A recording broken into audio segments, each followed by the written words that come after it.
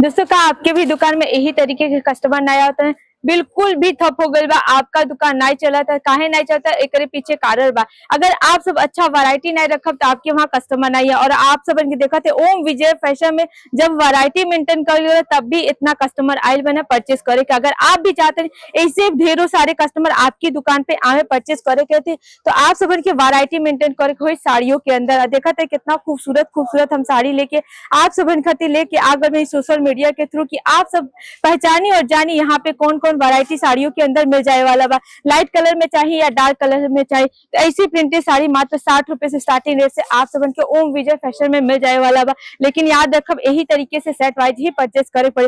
Printed sari चाहिए, work वाली साड़ी चाहिए तो हर टाइप के आप सबन के कलेक्शन मिल जाए वाला बा ओम विजय फैशन में। और वर्क वाली साड़ी की बात करें दोस्तों तो मात्र 60 रुपए से स्टार्टिंग रेट से वर्क वाली साड़ियों के कलेक्शन मिल जाए वाला बा। ये साड़ी हम आप सबन के दिखावत है, आप सबन की ऐसा साड़ी मात्र 150 रुपए से स्टार्टिंग से मिल जाए। 150 के नहीं बा। अगर एक एक्चुअल रेट अगर आप सब जानना चाहते तो स्क्रीन पे नंबर बा कॉल कर सके नहीं जा। अगर सिल्क में वैरायटी परचेस करना चाहते हैं तो मात्र 245 रुपए से स्टार्टिंग रेट से आप सबन के सिल्क की भी वैरायटी मिल जाए वाला बा ओम विजय फैशन में। मात्र कम बजट में 20 से 25 हजार की बजट में आप सब हमारी कंपनी से जुड़ के अपन बिजनेस स्टार्ट कर सके नहीं जा।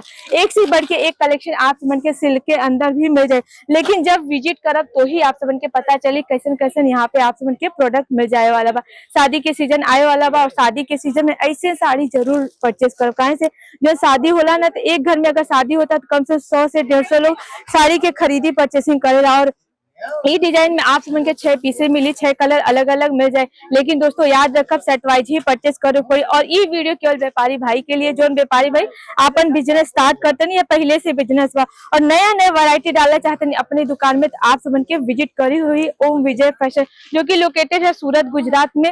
अगर सूरत में आप सब कहीं भी आते हैं रेलवे स्टेशन पे, बस स्टैंड पे, बस एक कॉल करिए कि दीदी बा जो स्क्रीन पे नंबर चलता कॉल करके जानकारी लेके हमारी कंपनी विजिट कर सके नहीं। और आप सबन जब सूरत में आते हैं तो स्क्रीन पे जो नंबर दिया बा उनके कांटेक्ट करब तो वो डायरेक्ट आप सबन के गाड़ी लेके यहाँ तक लेके आई हैं। आप सबन के दूसरे बस में, दूसरे ऑटो में कहीं भी जेले की जरूरत नहीं बा। यहाँ तक पहुंचे ले में हमारी कंपनी के ही गाड़ी आप सबन के लेके आए। अगेन दिखाओ थे कितना खूबसूरत से यहाँ पे जिमी चू में और गेंजा में और देखा था जॉर्जेट फैब्रिक में साड़ियों के कलेक्शन दिखाओ थे। एक से बढ़ के एक कलेक्शन आप सबन के हमारी कंपनी ओम विजय फैशन में मिल जाए वाला बा। दोस्तों उम्मीद करते हैं आज की वीडियो आप सबन के अच्छा लगा। चैनल पे नया बने तो चैनल के साथ जरूर सब्सक्राइब कर ले।